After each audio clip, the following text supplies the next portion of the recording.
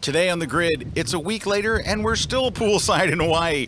It's our gear show. We're talking about everything from lighting to choosing a camera body. We're giving away some cool stuff. Eric, the real Rocket Man Kuna, is here, and it all starts in just 60 seconds.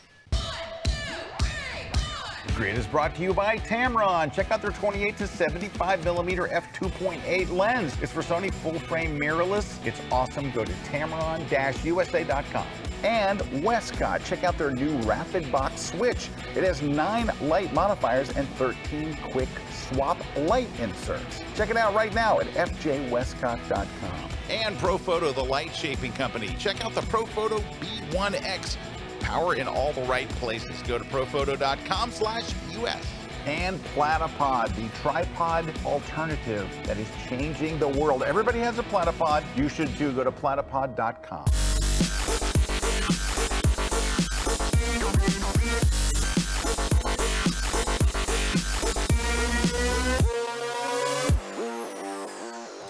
Well, hey, everybody. Welcome to another semi-live episode of The Grid. My name is Scott Kelby. I'm joined by Mr. Eric Amazon D. Katz, Real Rocket Man Kuna. How's it going, Scott? It's going well. I don't know if you noticed, we're still in the same clothes that we were in last week. We're still in the same place we were last week. So here's what's really going on today. Eric and I are not really here, as you see us now. Yes. We are actually, so this is a semi-live show. Eric and I are out in the Arizona desert, in the Utah desert. We're out there doing some landscape photography for a project that we're working on, a book project that I'm working on. So we're out there shooting today, but what we're going to try to do based on our LTE connection, we'll be in the chat, is we're going to be in the chat, so we're going to try to answer questions and things for you. But we're going to do a gear show for you today. Yeah, we got some guests, too. We have some special guests. Yeah, very special guests. Who do we got? We got, let's see, we got Joel Grimes. Joel Grimes, yeah. We got Ken Rockwell. And Ken Rockwell, yeah. So we're going to be talking lighting gear with Joel. Yep, and then cameras. And we're going to be talking about cameras. Yep, with Ken. And we're going to be talking just about gear in general. And we learned something very interesting because we want to start off by talking about how to find a camera body. We're getting that question a lot right now. There's been a lot of there's been a lot of news lately. Right, Nikon introduced a new thing. Of course, we're here for Canon's launch. It was last week. Hopefully, you guys watched that show. It was a lot of fun. And I'll tell you what, we have found out something really pivotal in what it takes to have a great camera, right? We had a breakthrough because I think a lot of people. This is pivotal. This is pivotal because I think a lot of people, when they looked at what really was the judge of a great camera, we thought at one point it was megapixels, don't you think? Yeah, it was definitely megapixels. The megapixel rays. That mattered. There was basically how the camera felt was important. Yep. How the menu system worked, that was important at one point. Yeah. But really, we've learned in the last few weeks that the only thing that really determines matters whether a camera is good or not, and will make you a great photographer. It will make you a great photographer is simply, does it have 2 card slots? That's it. That is really it's really all about 2 cards. It doesn't really matter if the camera construction is crappy. Oh, if the menu system is terrible, or feels horrible in your hands, or any of that stuff. Yep. Really, we've learned that, and I think Nikon and Canon both learned that really lesson. What America wants, what the world wants. Forget everything else. Specs don't matter. It's 2 card slots. I never realized, because I mean there was a time where there were no 2 card slot cameras. I've come to embrace it. What did people do back in the 1 card slot day? It must have been horrible. Oh, I mean, mass chaos. Anyway, if you've been, we are being artificially sarcastic here, but gosh, if you read online, from the moment Nikon introduced theirs all the way through to the, everyone's like, how many card slots? I mean, it's like they're in a panic. We're like, we had them for years. Yeah, it's like 1. Nobody mentioned card slots for the last 10 years. Anyway, but we're all joking aside, we are going to kind of look, because I think that is a topic though that a lot of people they're like, they really truly generally are like, what's the best camera for me? Yeah, you know? I got that question this week. And they were asking me and so the guy wrote me, in fact, let me see if I can read you his email here. I just got it the other day. Let me see if I've got it. I'm just going to read you his email verbatim. And I'll read you what I wrote to him, but it opens up a little bit bigger thing. Oh, here it is. I found it. And I'm not going to give you the guy's name because he didn't clear it to me, but he wrote, let's see, he wrote, I'm a member of Kelby One and a rookie to photography. However, your site has been helpful, and I want to thank you what you do for the newbies. I'm trying to decide in what camera to choose between a Canon 5D Mark IV and the Nikon D850. The type of photography I enjoy is landscapes, cityscapes, wildlife, and birds, especially in flight. With your knowledge, expertise, and experience, can you give me straight advice that will help me in my decision? Thanks very much, and the guy's name. So here's what I wrote back to him. I said, look, Tony, I'm biased. So, you know, I'm a Canon shooter. So, of course, I'm going to tell you to buy the camera that I use, right? The brand that I use. Because I could have any camera I wanted. I chose the camera I wanted, right? So I chose the Canon 5D Mark IV. That's my main shooting camera. I have others. I have a 5DR. 5DS. I'm sorry, I have a 5DS. Which you can see how much I use that one. You got the 1DX? I only pull that out for like, you know, well, I pull the 1DX out for sports, and that's the only time I use it. I pull the 5DR, no, 5DS. Why do we keep saying R? Yes, it's 5DS or the 5DSR. I pull the 5DS out when I'm shooting something that needs extraordinary detail, or I know I'm going to make a really large print of it. Because it's like 50-something megapixels, and the detail that you can get out of it. You use I use one of those, and that's because, you know, a lot of times I need distance, but I need 10 miles distance, you know, and it helps with that a little bit. So what this is leading to is what I actually told him, and what I told him was this, and I said, look, I use the 5D Mark IV. That's my favorite. I've heard great things about the Nikon. Everybody says it's awesome too. Whatever. It is. And I said, but this is where you need to go to a camera store. You actually need, and this is why I miss the local camera store. Thank God there's still a B&H Photo. And if you've never been to B&H's headquarters in New York City, you should find a way to make. New York is one of the cheapest places to fly in America. You should make a day trip to New York and go to B&H Photo. Oh, absolutely. For two reasons. Like a mecca. They have every camera. But also, they have the single most knowledgeable staff in the world. I'm not just saying that because B&H is a sponsor. They are. But that store is incredibly unique. And you'll sit there with the salesman, and they will go through with you and all. But here's what I didn't tell them, go through the specs, go through all that stuff. Here's what I told them. I said, you need to go to your local camera store. You need to hold both in your hands, and you need to shoot it for 5 minutes. You need to stand there and just take pictures and go through the menu, set up the camera the way you would set it up. Because you know what it is? There's a feel. Like it's like when you're a guitar player, you go into the music store, you play different guitars, and you play even from the same manufacturer. But basically, you'll go, am I a Strat guy? Am I a Les Paul guy? Am I a PRS guy? Whatever. You play these different guitars, and all of a sudden, you play one and you go, oh my gosh, this is it. That happens with camera bodies too. But I'm going to give you a couple of caveats because it's more than that. First off is find a camera that feels great in your hands. Number two is, I would recommend shoot what your close friends shoot, right? So Eric and I, we've had swapped bodies. We've swapped lenses all the time. I'm like, hey, I got to do this shoot. Can you loan me this? Can you loan me that? If you were shooting Nikon and I was shooting Canon, that wouldn't work. Well, for some of it would if you bought adapters, but not much. But not much. But here's the thing. I'm also not able to ask you, where's that thing that you do? That menu system thing. Where's that thing? And how do I find that? How do I turn this on? Dial. I'm telling you what, some of the best advice I can give you is buy what your friends have. Because in photography, you all need friends.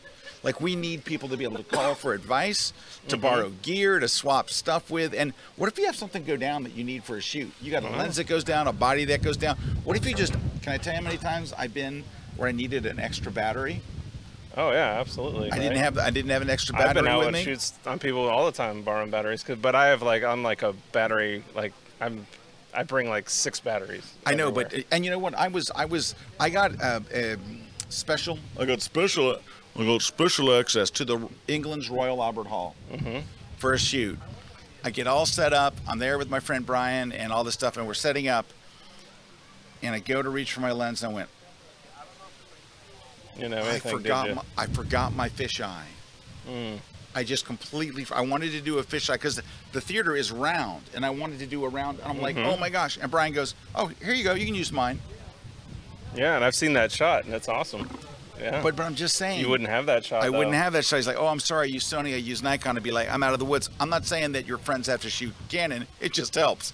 But anyway, so there's two pieces of advice. Yep. Number one, if your friends, and these are friends that you will see. If it's your friend in another state, you're never going to see him. It doesn't help. But if you have local friends that are all shooting a brand, that's a tick in that direction. Mm-hmm.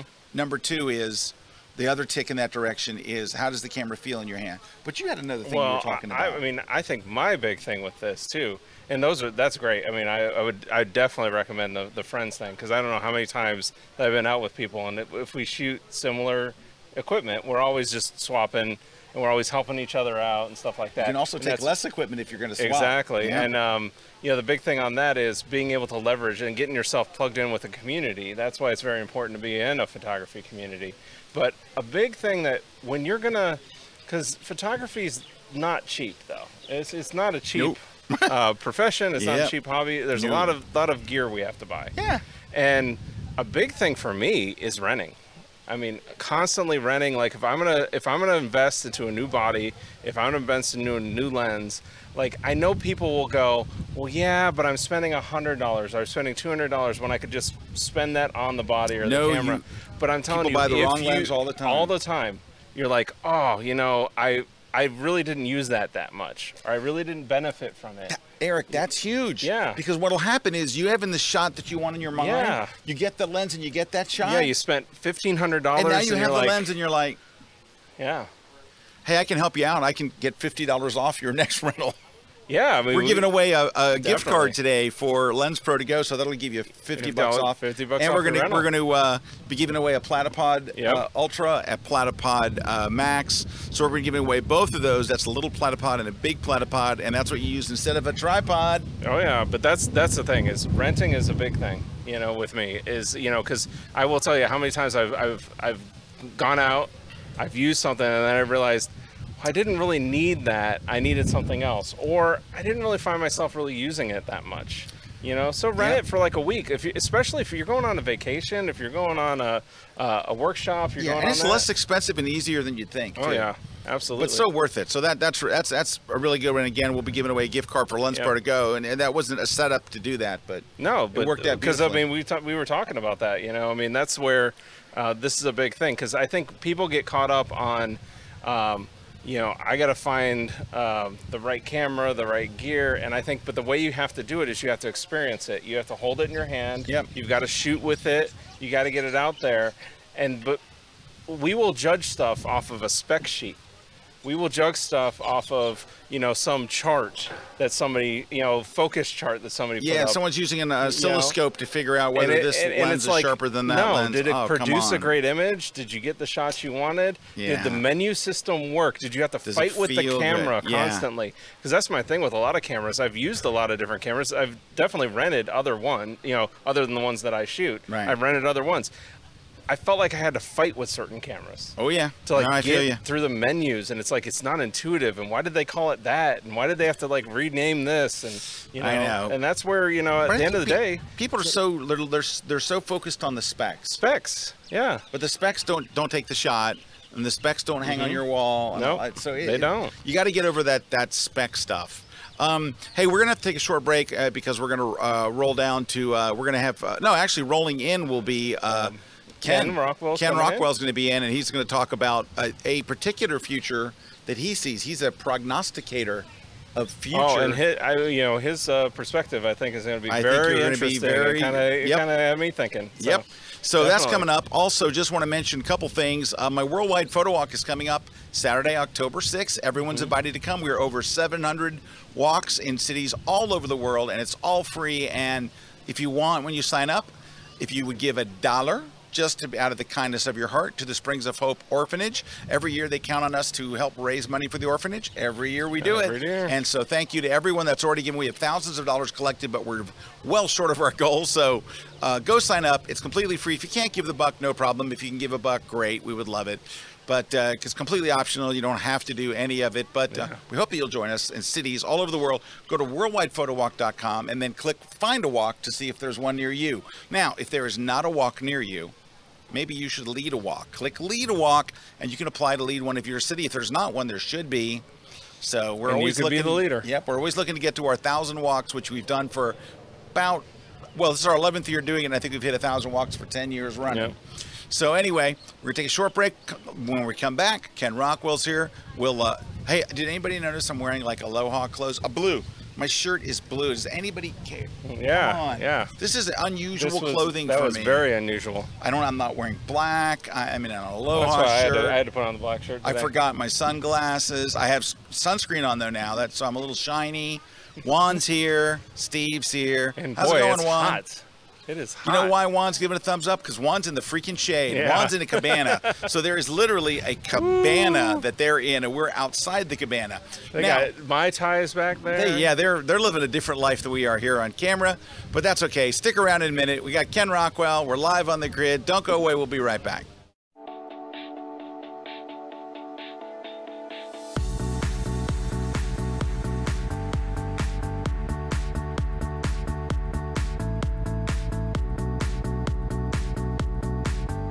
When you need a tripod that is compact,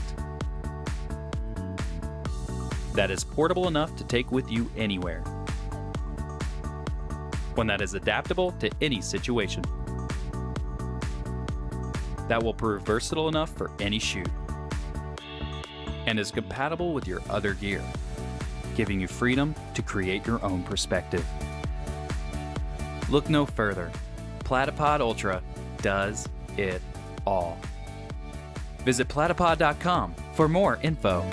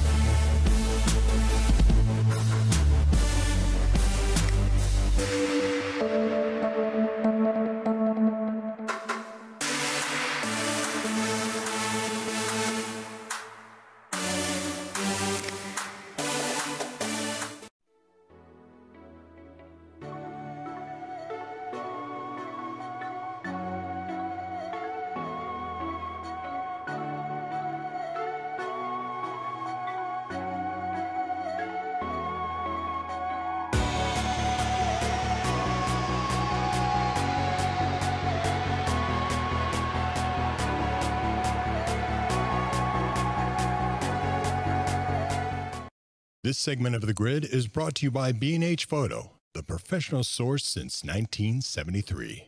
Hey, we are back. Scott Kelby here with Eric Kuna, and we have a very special guest today here with us, industry icon Ken Rockwell. Ken, welcome to the show. Thank you. I would shake your hand, but... So, Ken, I'm just going to answer this because people will be asking, what happened to your arm? Bicycle crash. I'm riding along, minding my own business, beautiful day, big bike lane.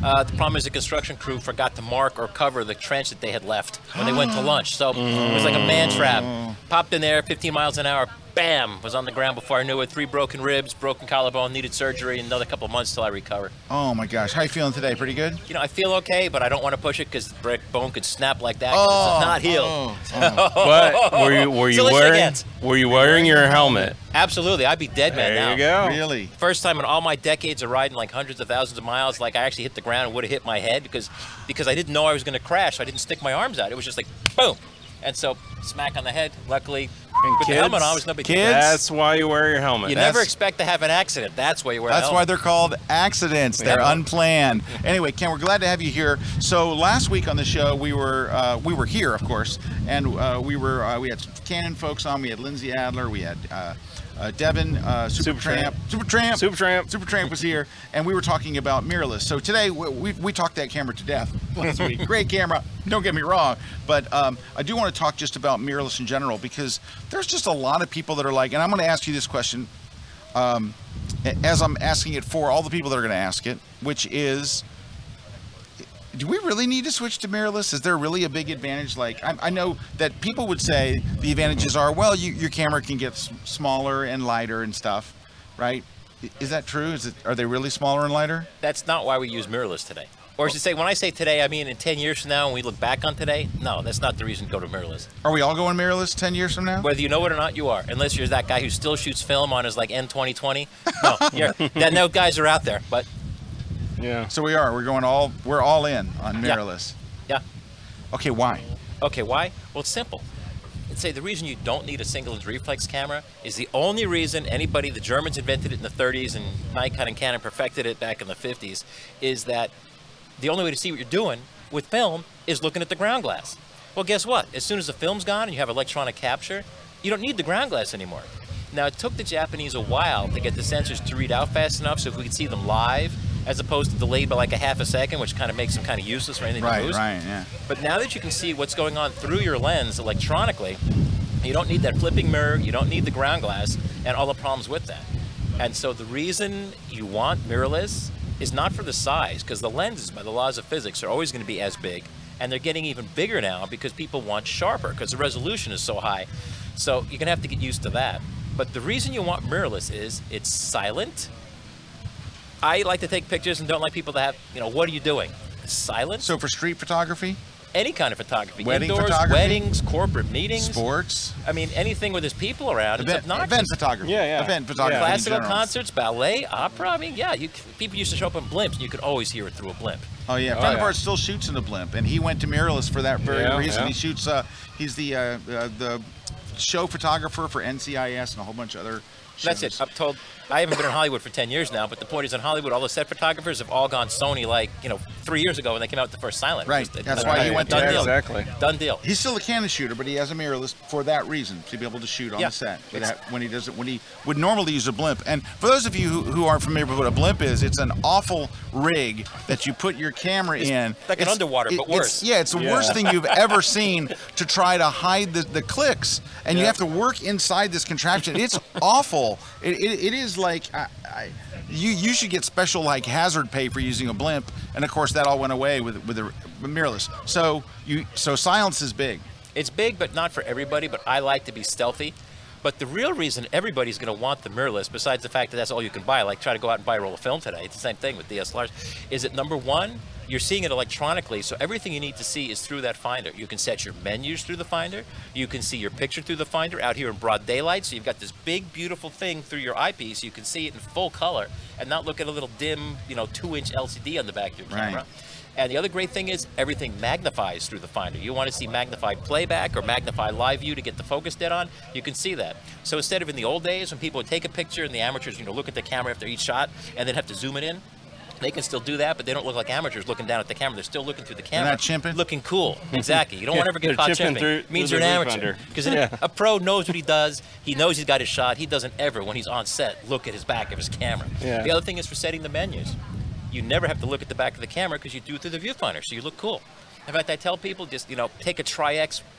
People even know what Tri-X is. You take a film box and tape it to the back of your camera. You'd be like, whoa, that dude's shooting film. He must know something we don't. But honestly, the real reason for mirrorless is everything goes in through that viewfinder, which you think about any camera. I mean, really, when you're shooting it, it's all about the finder. Rangefinder camera, SLR, how big is it? How bright is it? What can you see? Can you see focus accurately? The mirrorless cameras do that the best. The screens are big, beautiful, and ultra high resolution. You can see it all live. You can see playback through the camera. So in these conditions, you can do that. If you wear glasses, you don't have to put your glasses on to look at the back of the camera. You don't have to find that idiotic loop that everybody has around their neck to stick on the back of their camera. It's just... His answers are way better than I was expecting. Are they? Yeah, but the main thing is, too, it's a technology thing. I've been shooting since I was a little kid, so I've been shooting for just over 50 years now. I bought my first SLR in 1973. Before using medium format, I borrowed from my parents. But the key is I've seen things come, I've seen things go, so I can tell when it's just fluff from the marketers, as it usually is, as opposed to an actual change of the way we do things. And you see this is a yeah. So that's where you're at. You see this as the evolution. For better than 10 years now. I go, now we get digital cameras. This flipping mirror is only for film. Yeah. And now that we have this, and the problem is they didn't have the update rates, and so the mirrorless finders would be too slow or jumpy. So and correct me if I'm wrong, what you're saying is the problem was really in the viewfinder. Yeah, well, the problem is the viewfinder. Being able to keep up with the... Yeah, that was one of the many problems. There also, the Leica cameras are pretty bad because once it got dark outside, they couldn't even show you the image. Like if you wanted to do night shooting with the Leica, like the M9 or something with the external finder, the M240, it couldn't even see in the dark. So you couldn't even frame your photograph through the mirrorless, way to operate that. But today, it's relatively, can I say transparent, but it shows you what you want to see. It doesn't get in the way. It's more natural. Let's face it, you're capturing digitally. You really want to see that image as shown with the settings you've got, your color settings, see if you've blown out your highlights. You can't see that on ground glass. The shadow's gone. I mean, we worried about that in film, but now with digital, that's really not an issue. But you're actually much closer to what you're doing. You're seeing what you're doing live. The other great thing is, too, I don't like the 3:2 aspect ratio. I said it. I've said this for decades. It's the wrong ratio. It was a botched workaround they made in 1918 when some guys in a lab were screwing her off on the weekend called Leica. They took movie film. Anyway. You don't think we should stick with that? You think we should try something? No, new? I was asking the Canon guys. Like, guys, you've got this new mount, this new beautiful future, but it's like they said, railroad tracks are based on the distance between the wheels on the ancient Roman, because it's too much work to change things. People would freak out. But where was I going? I usually shoot in 3:4 or 4:5 aspect ratio, and with the mirrorless camera, it actually, depending on the camera, will expand the field of finder better. Or I love to shoot square. And when you do that on a mirrorless camera, that's all you see in your viewfinder, and it usually expands the field of finder, especially if it's like a 3:4 finder. But it's all transparent.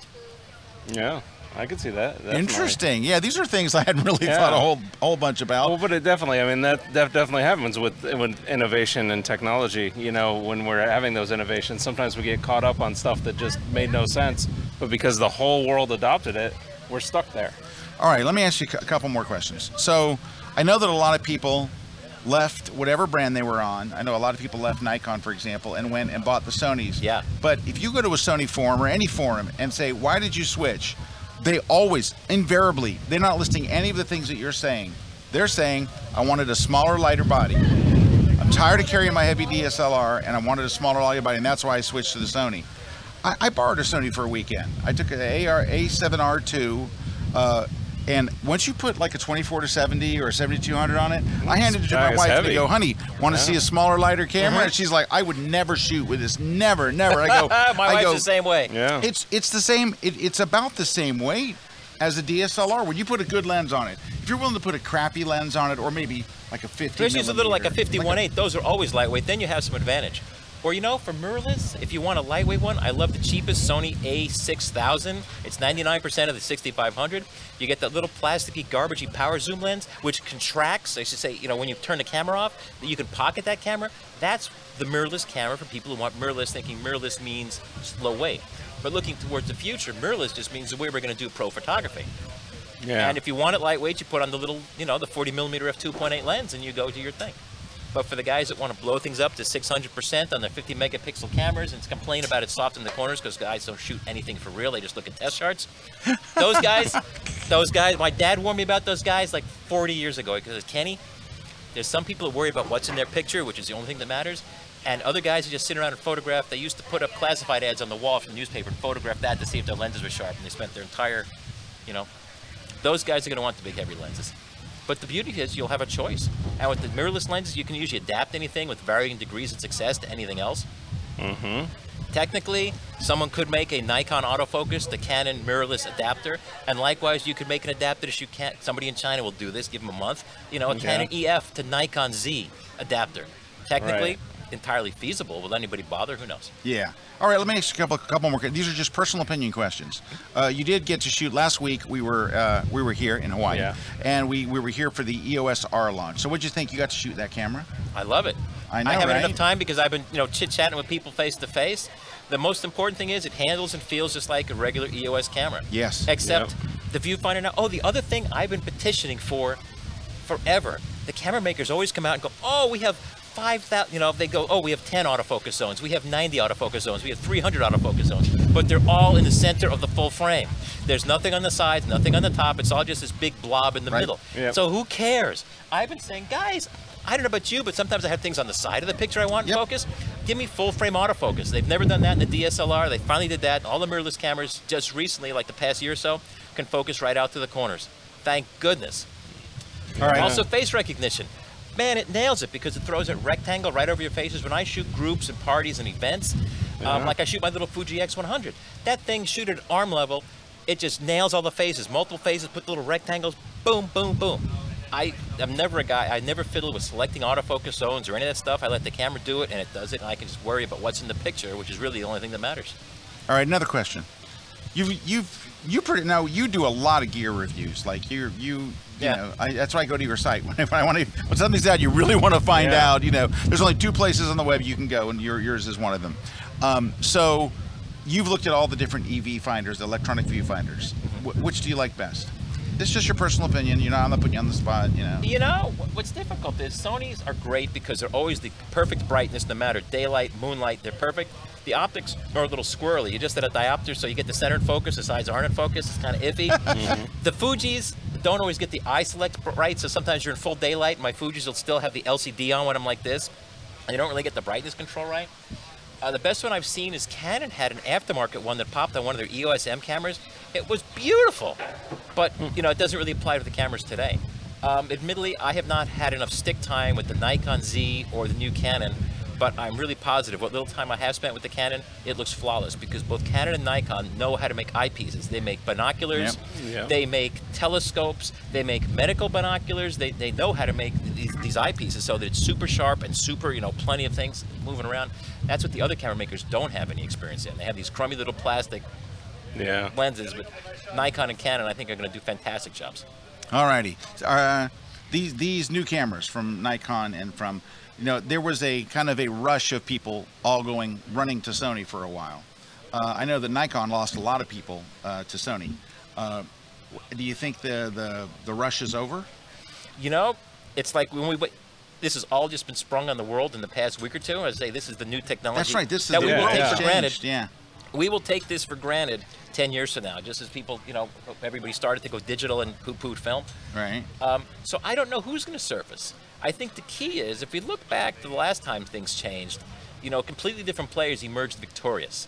In like the 1940s, everything was people were shooting, you know, Crown graphics and Corona view cameras and so forth, and then they went to Rollei's and they went to, you know, shoot Leica from mini camera. That's what they called it 50 years ago, mini cam, 35 millimeter. And then Nikon came out with the Nikon F, and it's pretty much the Japanese have dominated with SLRs, and most people haven't been around long enough to see that this is just a temporary thing, even though it's been since the 70s. The Japanese have dominated. So who comes up on top? These are interesting times, as the Chinese curse says. Who would I vote on? You know, the question is, how well can they pull it off? Nikon hasn't really shown any production hardware yet, and they always have real problems actually delivering stuff. Right. The Canon products apparently are production that we've touched, and they work really well.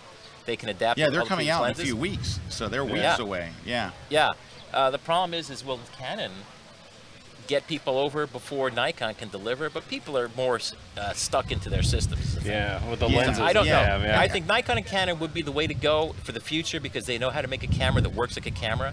I love my Sonys, but they all handle like a VCR. They don't feel good in the hand. They have too many sharp edges. Yeah, I'm with you.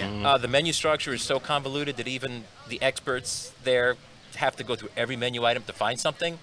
That doesn't bode well. So I was on a workshop in Venice earlier this year. 2 guys had just bought the Sony a7 III. And it took a group of us to figure out how to turn on do a long exposure, be able to go past 30 seconds. And what you had to do through the menu, the buried menus, I was like, oh my gosh, because people, you know, it's funny how people will decide this is the thing that I want to go with, and they'll tout that, and they'll just completely ignore that the rest of their experience is crap. Like the menus are they're crap. They're fight with their camera every day. Now, of course, once you get good at it and you know where it's at, that's one thing. But that's like walking up to me and go, "Oh, Scott, it looks so easy when you play piano." Yeah, it's because I know how to play piano. Once you know it, it's easy. Yeah, sure. I don't sit at the piano and go, oh no, this is going to be tough. Here we go. You know, you just play. Once you get to a certain proficiency with, I don't care what it is, with manual focus rings and all that kind of stuff, once you get good at it, yeah, it's a no-brainer. It's getting good at it that takes a while. And I think, I would say right now, just what I can read online, when Nikon came out with their mirrorless, the Sony people were, man, they were up in arms. They were just telling you every reason why that Nikon was a piece of crap because it doesn't do that. And they wouldn't go, well, Nikon's menus are way, way better than Sony's, and Nikon's lens selection is way, like we're just going to ignore all that other stuff. We start picking apart like one little thing here, my gosh, one little thing there. And then, of course, Canon, the same thing. You have the haters come out and they're like, oh, well, but the haters, you go, really, what are you using, a Nikon? No. Canon? No. Sony. Why are we so defensive about our choices on what we have? Because many men look at their equipment as a physical extension of their body, and you know, either compliment or say something nasty about their camera, they take it personally. It's like you made fun of their personality or something. And technical weenies, you know, they're all about their equipment because it is their personality, so that's when they take it seriously. Quote of the week, Whoa, Ken Rockwell. There you go. Technical weenies. Right? Tell your friends. All right, Juan, how are we on time? We got a break. Yeah, I knew we'd gone over, but you know what? This is a rare treat. Ken, thank you so much. Your insights are so great, and so I love hearing these different points of views and your insights. You've been doing this, like you said, you started shooting as a kid. Yeah, ever since a little kid. You've 5 seen years things old. come, you've seen things go. Yep. And you seem to have a very good grasp on where the market's going. Yeah. One thing I would suggest though is big corporations have big problems ever trying to change. I mean, General Motors used like 2 keys for their cars, one for the outside, one for the inside for decades, which was just stupid. What Sony really needs to do is hire some real full-time pro photographers and pay them to help redevelop the menu system from scratch. And if they did that, they could do that, but will they? It's a large corporation. They usually don't want to admit that everything they're doing now is totally backwards. If they could do that, then they could, again, hire Giorgio or whatnot to design a camera that feels good in the hand and admit that they're kind of have improvements to make in that respect. And Sony's really smart. You know, they could come out on top too because they're so vertically integrated. So we don't know. Or they could just hire anybody from Apple. Exactly. Well, thank you, Ken. Thank you. Where can people go learn more about you? KenRockwell.com. And you're on social? Vaguely. Vaguely? Yeah, Facebook and Twitter, but it's mostly just saying, here's what's on my website. All right, go to Ken's website, KenRockwell.com. Well, guys, in the next segment, where our goal is to jump over and do a live shoot here with Joel Grimes. Joel Grimes. I went completely brain. What's Joel? Shooting, on location. He's on shoot location. Thank you. Just that, you know what it is? It's the heat. Yeah. It's the heat. Because it's not just that we're outside. We've got 1, 2, 3, 4, 5, 6, 7 lights. Go outside and then aim 7 lights at yourself. Yeah, it's always fun. Anyway, Ken, thank you again. You were wonderful and really awesome. enlightening. And guys, we're going to take a short break. When we come back, we'll probably be with Joel Grimes. That's his name, yes, Joel Grimes. Cross your probably fingers. be with him. Cross your fingers. Yep. If not, it's just me and Eric. So Yep. you know, you're here anyway. We'll be right back.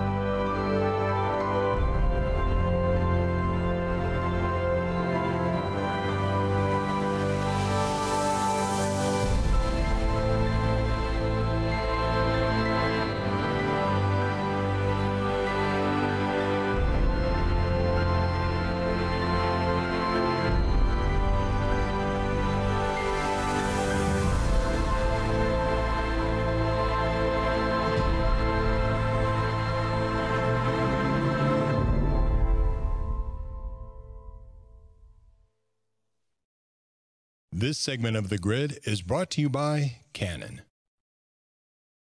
Make sure you don't miss any episodes of The Grid by subscribing to Apple's podcast app or iTunes. It's free, and we even have a special audio-only version too. So sign up today. All right, guys, we are back. We were able to track down Joel Grimes. Joel, welcome to the show. Well, thanks. And our timing was so perfect that we just missed your model shoot. Yeah, So- she was absolutely gorgeous, and she saw you coming and she took off. That happens often. That's not unusual. We have a mean guest, a hostile guest. Anyway, but we are going to be able to show you some shots from the shoot. Yes. And let's talk about what you were doing lighting-wise, because that's what we were really going to talk about was lighting-wise. Well, now, you have your own like branded beauty dish, don't you? Well, I helped design it with Westcott. I've been asking them for 4 years to give me a collapsible beauty dish, and they said, well, you figure it out and design it, and we'll build it. And so that's what happened. Son of a gun. And what's it called? The Joel Grimes Beauty Dish. Why, it's the Joel Grimes Beauty Dish. Now, yeah. One of our sponsors of this awesome show is Westcott. They're amazing people. They are. They're the greatest people. The people behind Westcott, you would love them. You would want to hang out with them. They're just like really, really great people. And they're really smart people. Yeah, they figured it out. And so to be a part of the, I guess the, whatever they call it, the pro team or whatever. Yeah, Westcott Pro. Yeah. Hey, I'm one. Well, that's good. I know. So we're like both pros, right? Exactly. Right, Joel? Exactly. I'll let you touch my beauty dish if you want. I'd love to touch your beauty. You know what? All joking aside, I have one of your beauty dishes. Of course I do. Yeah. Yes, it's awesome. Yeah. Well, okay, so today, well, there's a few clouds now coming in, but when I did the shoot on the beach, there wasn't a cloud in the sky, high noon, the wind is howling. Actually, the wind was kind of blowing in the wrong direction because, you know, the hair, you know what, the wind blowing backwards. Right. So I had to find a spot that I could do at least something on the beach, right? So the worst case scenario. And so what I did was I put my model underneath a tree canopy. There's not a lot of tree shade on this beach. All right, can I tell you what I love about this shot? What? It doesn't look like you used flash. Well, the light looks so nice and so natural. That's because I'm so good. It is because you're so good. I hate how good you are. You are so good. That is definitely part of it. You know, the truth be said, I don't try to like hide my, you know, my strobes necessarily. So I don't mind having, like, say, well, you know, I could tell that person strobed it, right? I don't mind that necessarily, but it's nice when you can kind of hide a little bit and it looks more natural. Oh, it's the way you blended the existing light with the flashlight it's like a case study in how to do it. All right, so I take my beauty dish, which is 24 inches in diameter. Right. I take that, and in a studio, I put it 24 inches from the tip of the modifier to the nose. That's perfect light for me. Now, for you, maybe a little different. You say, I want a little harsher or whatever, but I like it 24 inches from the subject. You have a diffuser in the front. Yes, always put the diffuser on. Absolutely. Now, outdoors, I can get away with just backing it up a little bit more. So I go maybe 3 feet because there's so much ambient bouncing back into the scene that that tends to soften a little bit. Is her back positioned towards the sun? Well, the sun was straight up over the top. Okay, so yeah. She's really kind of under the shade. Under the shade. All right. But if I was to take a normal approach to my strobe, and or my you know, the sync speed's 200th of a second, I would have to be at like F16-ish, you know, to darken that background a little bit, F11, F16, maybe even F22. But anyways, that gives me all this depth of field. So I say, you know what, that shows everything. I don't want to show everything. I want to shorten that depth of field, right? So the only way I can do that is 2 ways. ND filters, or high-speed sync.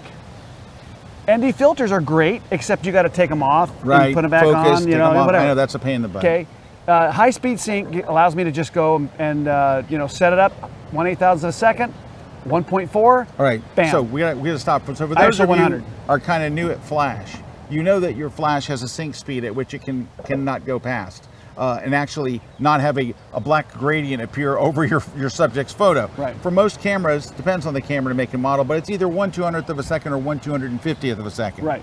You were shooting at how many seconds? 1/8,000th of a second. 1/8,000th of a second. And that allows you to have a shallow depth of field, darken the background? I can shoot it wide open on my lens, which is the new 50mm 1.4. The new You were at RF. 1.4? 1.4. Oh, so you were also, this remains to be seen. Those of you who watched our show last week, because we are still here in Hawaii, of course. Those of you who watched our show last week, you're shooting the brand new EOS R. Yes. And the brand new lens, the 1.4. Yes. 50mm 1.4.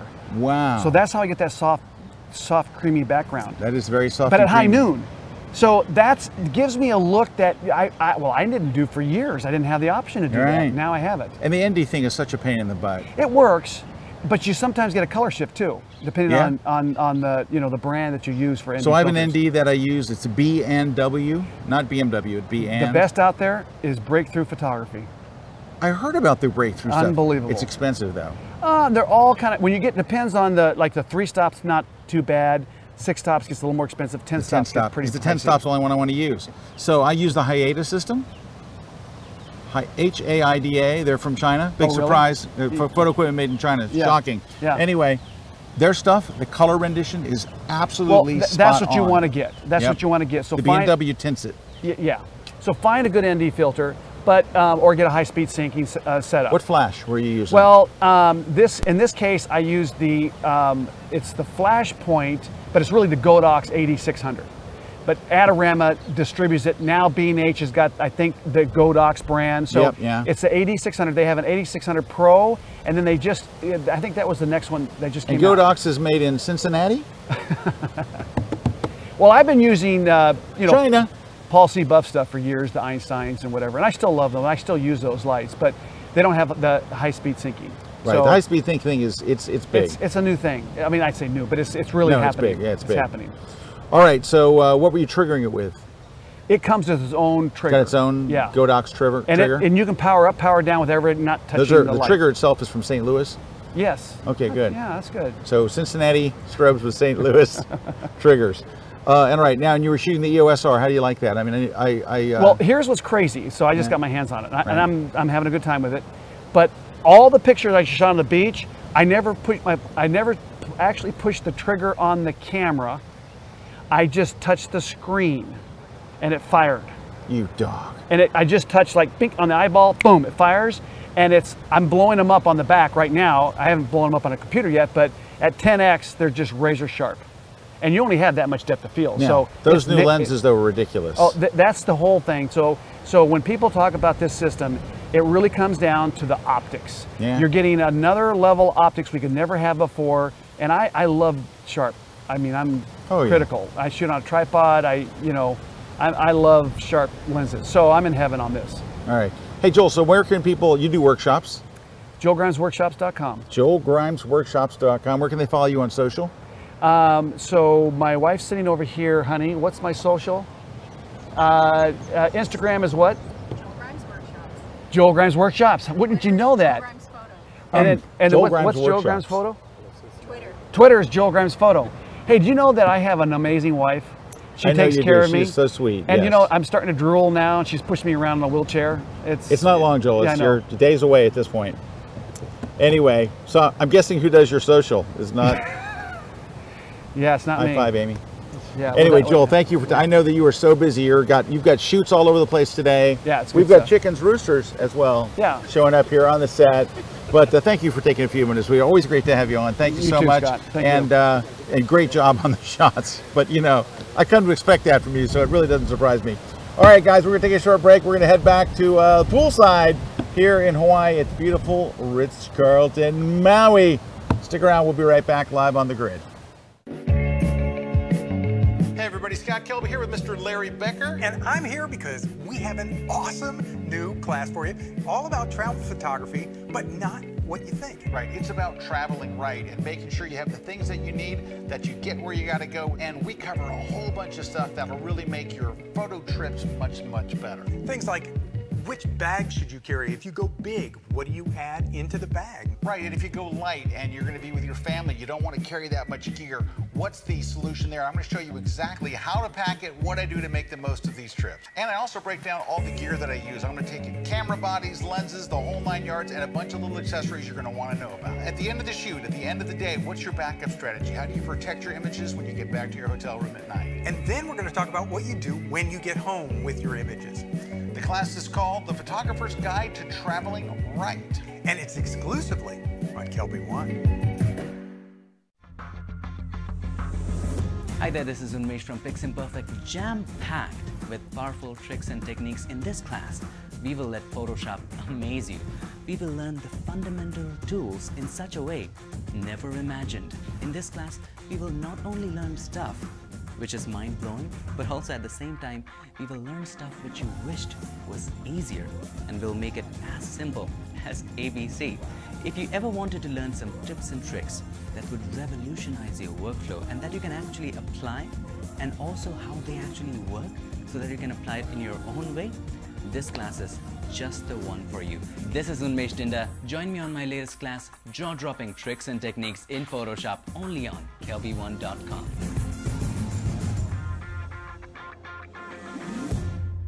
Hi everyone, my name is Mimo Meidani. I'm a long exposure photographer and welcome to Venice. Today in our class, I'm going to teach you the long exposure. In order to do that, we need to work on the filters, how to set the filters, how to set the camera, how to use our remote control, how to compose, and all of that.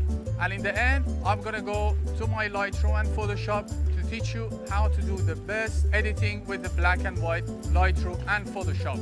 Come check out my class on long exposure photography exclusively at kelby1.com. This segment of The Grid is brought to you by Platypod, the world's most compact tripod base. All right, guys, we are back, and we're just about to wrap things up here. Just want to remind you that there's a contest going on. You want to win some free stuff? Where do they go? Yeah, so they go to kelby1.com/contest. They go in there, they tell us what they want to win. We're giving away a Platypod Max, a Platypod Ultra, and the copy lens, of my book. Yeah, a copy of your flash book. All right. And then also that Lens Pro to Go gift certificate. So. All right, so that's all coming up. Yeah. Also, we will be back in the studio next week, so we'll be back in air conditioning and joy. Yeah, please. Well, no, yeah, next week we will. Yeah, will we? You'll be back. Yeah. Won't we? Are you going to be in Rome, though? I could be in Rome, but it may be just Eric. I don't know. A surprise guest that we don't even know who it is. No, I got a feeling. I got a feeling you're in Rome. No. Speaking of, you have a workshop. I do have a workshop in Rome. I don't know. We had we had one seat left. Well, we'll either be back or there'll be another episode. Or it'll be another episode. Yeah. But anyway, thank you guys for coming in and watching and hanging out with us. We've had a wonderful time here in Maui.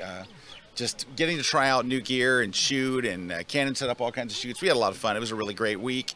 And you'd never been to Hawaii before. No, Juan had never been, awesome. and Steve lives here. Yeah. No, Steve has never been, but I think Steve is going to stay. Yeah. He's going to stay for sure. He's going to have a remote office here. And thanks to everyone here at the Ritz-Carlton. They were incredibly accommodating and friendly and awesome to us. So thanks to the Ritz-Carlton people. And we will hopefully see you guys next week, probably live, probably here on The Grid. Thanks, everybody. Take care. See ya.